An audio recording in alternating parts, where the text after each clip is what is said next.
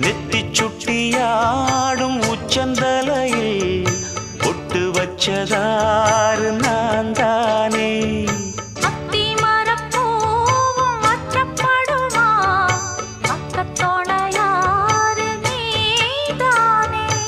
ஆசை பேச்சில் பாதி மூச்சில் லேசாதேகம் சூடேற